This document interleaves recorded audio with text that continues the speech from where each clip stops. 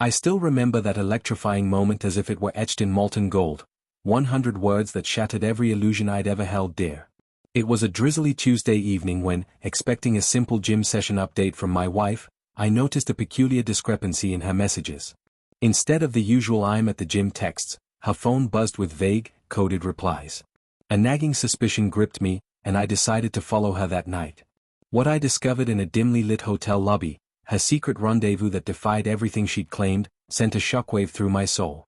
In that instant, every shared smile and whispered promise crumbled into bitter ash. For years, I believed our marriage was built on the solid foundation of trust and open communication.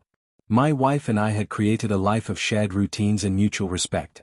Every morning, I'd watch her leave for what she claimed were sessions at the gym, and every evening I'd eagerly await her return. I trusted her implicitly. After all, we had vowed to be honest with one another, even when the truth was hard to face. Yet, as time passed, small inconsistencies began to gnaw at my conscience. There were moments when her excuses felt rehearsed and her eyes seemed to hide a secret. I tried to dismiss these as trivial, minor lapses in an otherwise perfect life. But deep inside, a voice kept whispering that something was amiss, a truth too big to ignore. That Tuesday evening, after a particularly long day at work, I decided to act on that persistent, nagging doubt. I had set up a routine for myself. I'd follow her discreetly during one of her gym sessions. I told myself it was nothing more than a harmless check, a way to ease the growing worry that had been tugging at my heart. I parked a short distance from our neighborhood gym, a modern facility known for its bustling energy and state-of-the-art equipment, and waited in the car. Minutes ticked by slowly, the steady hum of the engine and the soft patter of rain against the windshield my only companions. At first, nothing seemed out of the ordinary. I watched as she left our house with her usual grace, clutching her gym bag, and boarded her car with a quick, almost mechanical wave goodbye. But as I trailed her car discreetly, I noticed that her route veered away from the gym entirely. Instead of heading towards the familiar building, her car took a series of winding roads that led me to an unfamiliar part of town. My heart started to race. Doubt that had once been a whisper now roared in my ears. I followed at a cautious distance, my mind spinning with conflicting thoughts. Had I been imagining things? Was I overreacting? Yet, as her car slowed near a nondescript hotel with faded neon signs and a discreet, unassuming lobby, I knew deep down that I was about to uncover a hidden truth. I parked a few blocks away and kept a careful watch as she entered the hotel. The sight of her walking through the lobby, seemingly comfortable and even smiling as if she belonged there, sent a shockwave through me. Every fiber of my being screamed that everything I'd trusted was built on a lie. I sat there for what felt like an eternity, grappling with a tidal wave of emotions, betrayal, anger, and a profound, soul-wrenching sadness. The image of her in that hotel, away from the gym and away from our home, was the final piece of the puzzle that confirmed my darkest suspicions. I drove home in a daze, my mind reeling from the revelation. The world outside blurred into a montage of rain-soaked streets and neon reflections, mirroring the chaos within me. As soon as I reached home, I locked myself in our study, determined to gather my thoughts and document every detail of what I had witnessed.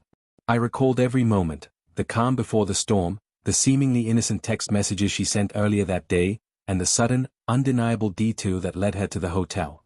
I wrote feverishly in my journal, each word laced with the pain of betrayal and the weight of shattered dreams. In that raw, unfiltered moment of solitude, I questioned everything about our life together. How had I been so blind to the subtle hints? Was it possible that the woman I had loved and trusted had built an entirely separate world without me? My hands trembled as I reread the few texts on her phone that I'd seen earlier, texts that now, with the clarity of betrayal, spoke volumes of a secret life hidden behind the guise of a gym membership. The realization was devastating. Every shared moment, every whispered promise, now seemed like a carefully constructed facade designed to keep me in the dark. As I wrote, a cold determination began to form in the depths of my despair. I knew that the time had come to confront this betrayal head-on, to force the truth into the open and no longer let my life be defined by lies. I made a vow to myself that I would gather every shred of evidence, every memory, and every detail of her secret so that I could one day expose the deception for what it was. I was not going to let the pain of this revelation consume me entirely. Instead, I resolved to transform my agony into a force, a drive to reclaim my dignity and, if necessary, enact a revenge that would leave nothing to be desired. In that moment, as the rain continued its relentless rhythm against the window and the first light of dawn began to soften the edges of the stormy night, I sat with my journal, my heart heavy yet burning with a newfound resolve. I knew that my journey was just beginning, a journey that would take me through the dark corridors of betrayal, the painful process of confrontation, and eventually, toward a future defined by the unyielding power of truth and self-respect. The discovery of that secret trip was not just the end of trust, it was the opening crack in the foundation of everything I thought we had built together. And in that crack, the darkness of her deception began to seep through. I realized that the woman I had once cherished was living a life far beyond what I had imagined, a life that was hidden in plain sight, masked by everyday routines and empty assurances. The shock of it all was paralyzing, yet it also ignited a fierce determination in me to understand every facet of this betrayal. I spent that night in a state of anguished reflection, revisiting every conversation, every sigh, every subtle hint that I had once overlooked. I documented it all, each thought, each memory, every detail that now painted a stark picture of deceit. I felt a deep, searing pain at the thought of a secret life that had been hidden from me, but alongside that pain, I felt the stirring of something else, a dark, relentless resolve to reclaim my truth. I knew that I had to confront her with the evidence, to demand answers, and to hold her accountable for the life she had chosen to lead without me.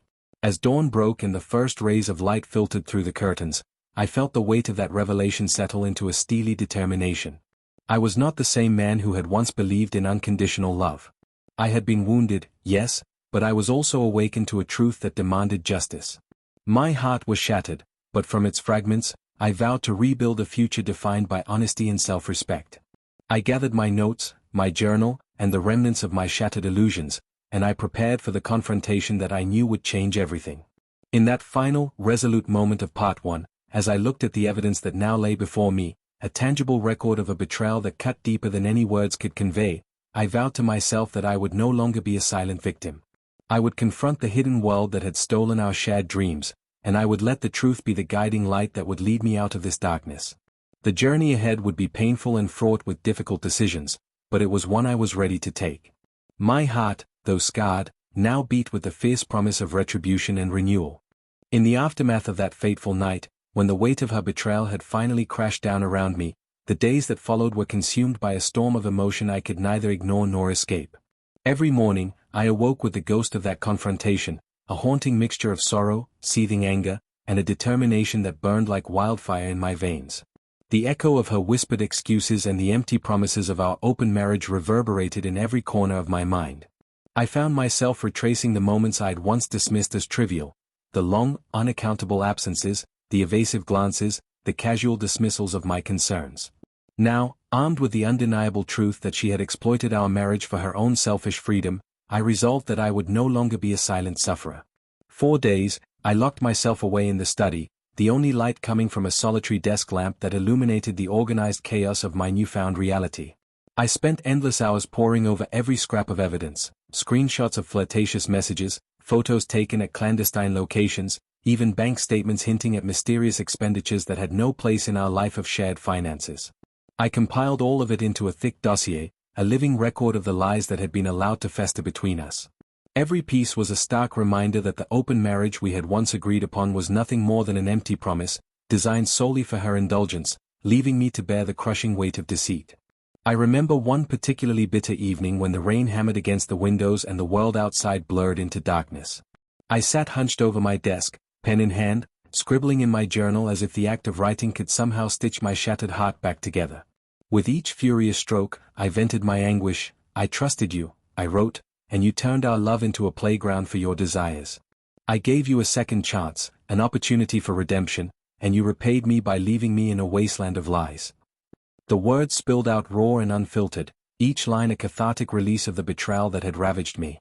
In that solitude, a transformation began to take shape. Amid the tears and the torment, a cold, unyielding resolve emerged. I was determined to reclaim my dignity and, if necessary, force her to face the brutal consequences of her actions. I started reaching out to those who had always been my anchor, my closest friends who had seen me at my best and worst. Late one rainy night, I met with Marcus, an old friend whose steady presence had always lent me strength. Over strong, bitter coffee in a quiet, secluded diner, I laid bare the story of my discovery. She promised an open marriage, a chance for both of us to grow, I said, voice low and trembling with fury, but she used that freedom as a license for her selfish desires. I thought I could forgive her, that we could rebuild trust, but now I see it was all a lie. Marcus's eyes, dark and empathetic, met mine. "You deserve better," he said simply. "It's time to reclaim your life, to show the world that you won't be taken for granted." His words, delivered with quiet conviction, fanned the embers of my resolve into a blazing determination. That night, under the relentless rhythm of rain, I began to draft a plan, a blueprint of vengeance that would be as calculated as it was cathartic. I knew that if I were to move forward, I had to do more than merely confront her privately. I had to expose the hypocrisy of our arrangement to everyone we knew, to ensure that the truth could no longer be buried beneath the veneer of false promises. I spent hours meticulously organizing my dossier, labeling every screenshot, every message, every timestamp with the precision of someone who no longer tolerated ambiguity. Each piece of evidence was a nail in the coffin of our shared delusions, a brick in the foundation of a truth that I was determined to build. I created detailed charts and timelines, mapping out every unaccounted-for moment and every discrepancy between her words and the digital footprints of her secret life. I printed out copies of text logs and saved high-resolution images that captured moments of intimacy not meant for my eyes. As I assembled this relentless chronicle of betrayal, a plan of retribution began to take shape in my mind. I envisioned a public reckoning, a moment when the facade would crumble in front of our friends, our family, and even the wider community. I would expose her duplicity in a way that left no doubt about the cost of her lies, and in doing so, reclaim my own self-worth. Every piece of evidence I gathered was imbued with the sting of betrayal, but also with a promise that I would no longer be the passive recipient of her actions. I began drafting a series of statements, messages that I could share when the moment was right, a final, unyielding declaration that I would not be silenced by deceit. My fingers trembled as I typed, but the words on the screen were a testament to my emerging strength. "I trusted you, I forgave you once, but now, the truth has shattered that forgiveness." Each phrase was both a wound and a weapon, a reminder of what had been lost and a signal of the reckoning to come. The legal aspects of my plan soon took form as well. I met with an attorney known for handling high-stakes divorce cases, someone who could navigate the treacherous waters of public exposure and ensure that the truth would be enshrined in legal documents. We discussed the possibility of a highly publicized case, one that would lay bare not only the facts of our separation but also the undeniable proof of her repeated betrayals. Every meeting with my lawyer steeled my resolve further. Each document we prepared was a small step away from the life we had built together and a stride toward a future that belonged entirely to me. As the days turned into a blur of preparation, the emotional toll of the betrayal began to recede slightly beneath the weight of my new purpose. I no longer saw myself as a victim adrift in sorrow. I began to see the opportunity to redefine my life as an act of self-empowerment. I immersed myself in my work, channeling my pain into creative endeavors that reminded me of my own talent and resilience. I took long walks alone, allowing the rhythmic pounding of my footsteps to clear the clutter of my thoughts. Each new step, each small victory, was a reminder that I was still here, that I was still capable of forging a future beyond the confines of my shattered marriage. In the quiet moments before sleep, I would sit by my window and gaze out at the city lights, each one a distant beacon of possibility.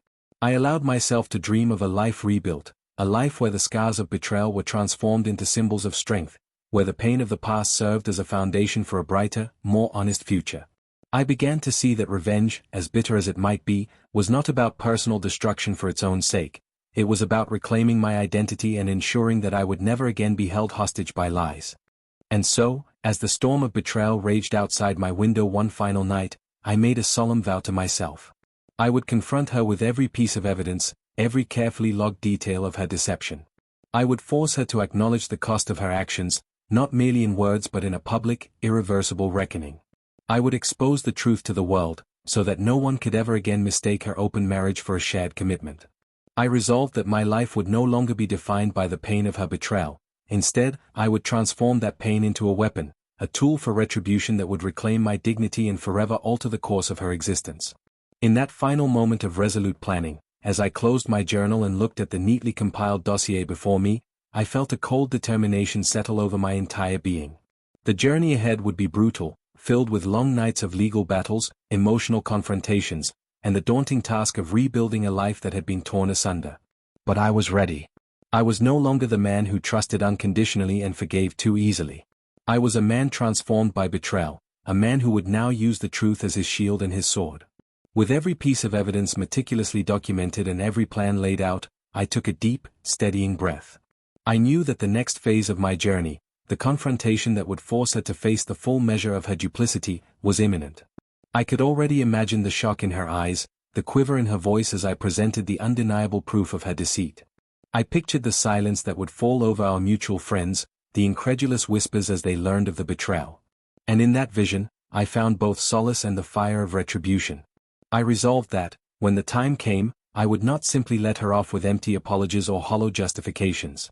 I would confront her with a resolve that was unyielding, that left no doubt about the consequences of her actions. I would expose the hypocrisy of her so-called open marriage, a marriage that had promised freedom and equality but had been nothing more than a one-sided indulgence in deceit. My revenge would not be an act of petty vengeance, but a declaration of my right to a life built on truth, respect, and mutual trust, values that she had so callously discarded. In the days that followed, I continued to refine my strategy, consulting with my attorney, rereading my journal, and even discussing my plans with trusted friends who shared their own hard-won wisdom from past betrayals. Each conversation, each piece of advice, served to further solidify my resolve. I realized that while the pain of this betrayal would never fully vanish, it could become the catalyst for a transformation so profound that my future would shine with the brilliance of a man who had overcome the darkest of times.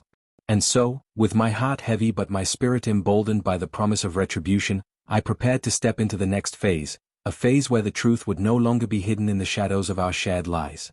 I was ready to expose the full extent of her deception to the world, to dismantle the false narrative that had allowed her to live a double life, and to reclaim my dignity in a way that was as brutal as it was necessary. The road ahead was uncertain, and the battle would be fierce, but I knew that I had already taken the first, irreversible step toward rewriting my destiny. Now, as I stand on the cusp of that final confrontation, with every piece of evidence compiled and my resolve as solid as the stone beneath my feet, I look forward with a steely determination. I am prepared to let the world see the truth, to show that betrayal, however deep, can be met with the unyielding strength of a man who refuses to be defined by it. The storm of retribution is gathering, and soon, the truth will be unleashed. And when that day comes, there will be no hiding, no excuses, only the stark, undeniable reality that I have reclaimed my life, my worth, and my future. That night, when the confrontation reached its peak, everything unraveled like a taut rope snapping under relentless pressure. I had spent countless days and sleepless nights preparing my dossier of betrayal, screenshots, text logs, and a meticulously compiled timeline of every deceitful moment, and when the final confrontation finally came, it was as if the very air around us vibrated with the raw power of truth. We met in our living room, the space once filled with soft laughter and shared dreams now heavy with an oppressive silence. My wife entered slowly, her face an unreadable mask that betrayed nothing of the inner turmoil I knew she must feel. I stood up, the folder of evidence clutched tightly in my hand, and with a voice that trembled only slightly with controlled fury, I said, "We need to talk. I have proof of everything."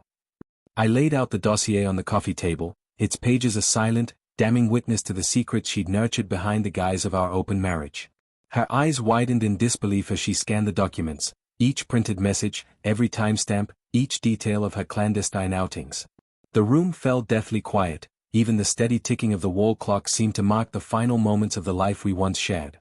I can explain," she stammered, but her voice was barely audible, drowned out by the thunderous beat of my racing heart. "How can you explain this?" I demanded, my tone cold and measured now. "You told me that we'd share freedom, that our marriage was open, equal, balanced. But what I see here is a lie, a carefully constructed facade that served only to let you indulge your selfish desires while I was left in the dark." My words were a mixture of heartbreak and a newfound resolve, a resolve to no longer be the victim of your deception. For what felt like hours, she tried to offer feeble excuses, talking of loneliness, of feeling stifled, of needing to experience life in ways she said I couldn't provide. But with every excuse, the evidence grew louder. The truth was undeniable. I saw in her eyes the guilt, the betrayal, and an almost imperceptible flicker of regret, but it was too little, too late. In that moment, I realized that the second chance I'd given her, the hope I'd nurtured even after the first betrayal, was a cruel illusion. The shock of it all hit me like a tidal wave, and I felt the crushing weight of every broken promise and every secret kept. My mind raced, each thought a blend of painful memories and the fierce determination to reclaim my life.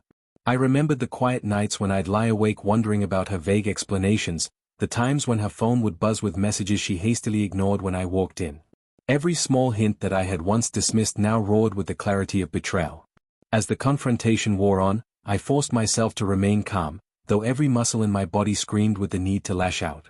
I demanded that she sign a written statement, an admission of guilt that I could present as incontrovertible proof in any future proceedings. With trembling hands, she hesitated and then reluctantly picked up a pen. In a heavy, broken script, she wrote a few lines that barely skimmed the surface of her actions. It was a moment that sealed our fate.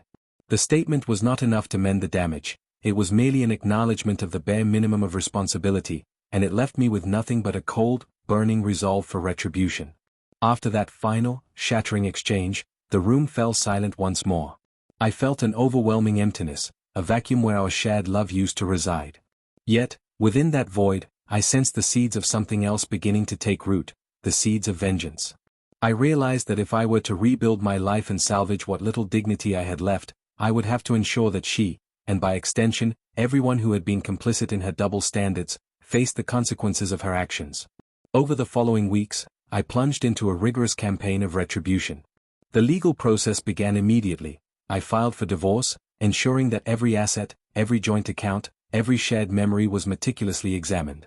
I met with attorneys who specialized in high-profile cases, and together we devised a strategy to not only sever our marital ties but also to expose the true extent of her deception.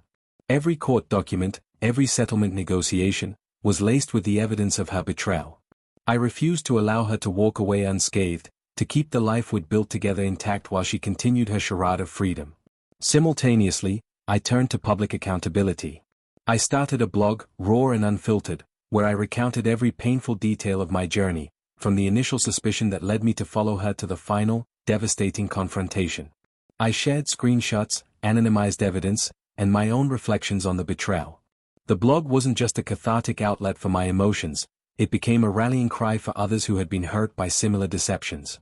The response was overwhelming. Messages of solidarity poured in from people who had endured the sting of betrayal, each one reinforcing the notion that truth, however bitter, was the ultimate path to healing. I organized a small gathering with close friends and family, a discreet, intimate event where I presented the evidence and recounted the timeline of her secret life. I didn't do it for public humiliation alone, I did it to ensure that everyone who mattered understood the full extent of her betrayal. The room was filled with a mixture of shock, sympathy, and a shared determination that no one should ever be left to suffer in silence. In those moments, I felt a grim satisfaction, a vindication that my pain was not in vain, and that by exposing the truth, I was reclaiming my dignity and setting a precedent for accountability. Every step of this journey, every legal and public move, was measured and deliberate. I knew that revenge, while a powerful emotion, had to be tempered by the desire to rebuild my life. I immersed myself in therapy, attending sessions with a counselor who helped me channel my anger into productive energy. Revenge is a fire, she told me, and if you don't control it, it will burn everything, including you. Use it to fuel your growth, to rebuild your identity, but never let it consume you. I took her words to heart. I began to see that while my actions were driven by a need for retribution, my ultimate goal was to forge a new path, a life defined not by the pain of the past, but by the strength I'd gained through it. I threw myself into my work with renewed purpose, taking on challenging projects and pushing my creative boundaries further than ever before. My colleagues began to notice a shift, a quiet confidence that radiated from me, a man who had faced the darkest depths of betrayal and emerged with a clear vision for his future. Every success at work, every compliment, was a small victory that chipped away at the remnants of the life she had tried to destroy. I began to build a new network of friends and supporters, people who valued honesty and integrity over convenience and false appearances. In the process, I rediscovered parts of myself that had been buried under the weight of our failed marriage, the joy of a spontaneous road trip, the satisfaction of a well-cooked meal shared with friends, the simple pleasure of a quiet evening spent reading a good book. One particularly transformative day, I decided to take a solitary trip to the countryside, a place where nature's vast, unspoiled beauty could help me clear my mind and reflect on my new path. I rented a small cabin near a meandering river, spending days immersed in the rhythm of nature. I hiked through sprawling meadows, sat by the water's edge as it whispered secrets to the shore, and allowed the quiet solitude to mend the fractured pieces of my heart. In that timeless space, I realized that the pain of betrayal, though it had once threatened to crush me, could be transformed into the raw material from which I would rebuild my life. The gentle rustling of leaves and the distant call of birds provided a counterpoint to the chaos of my thoughts, a reminder that even after the fiercest storm, there is always the promise of a new beginning. As the legal battles and public confrontations slowly came to a close, I found myself standing at the threshold of a future that was mine alone. The divorce was finalized with a mixture of relief and sorrow, marking the end of a chapter defined by deception and the start of one where I was free to redefine my identity. I had sacrificed my heart, my trust, and my peace for the hope of a shared future, but now, I was reclaiming my destiny. I set up a new home, filled with reminders of the life I wanted to build, art that inspired me, books that challenged me, and mementos of adventures yet to come. In the final days of that tumultuous period, I returned to my blog, sharing an exhaustive account of the journey, from the initial spark of suspicion to the brutal confrontation and the painstaking process of rebuilding. I wrote with a raw intensity that captured every tear, every outburst, every moment of triumph over the dark tide of betrayal. The response from readers was overwhelming, a chorus of voices from those who had been scarred by deceit but who now found solace and strength in the shared narrative. Their support, their stories of overcoming, and their heartfelt encouragement helped me realize that I was not defined by the mistakes of my past, but by the courage to face them head-on and forge a new path. Now, as I sit by my window watching the sunset paint the sky in hues of crimson and gold, a living canvas of transformation, I feel a quiet, resolute hope that fills every fiber of my being. I have rebuilt my identity from the shattered remnants of a love betrayed. Every scar, every painful memory, is now a testament to my strength and resilience. I have learned that truth, however brutal, is the only foundation upon which one can rebuild a life of authenticity and honor. I stand as a man who has been both broken and remade, a man who has taken his pain and turned it into the fuel for a future that is undeniably his own.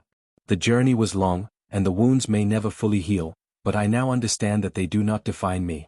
They are simply reminders of the battles I fought and the lessons I learned, the value of vigilance, the price of blind trust, and the unyielding power of self-respect.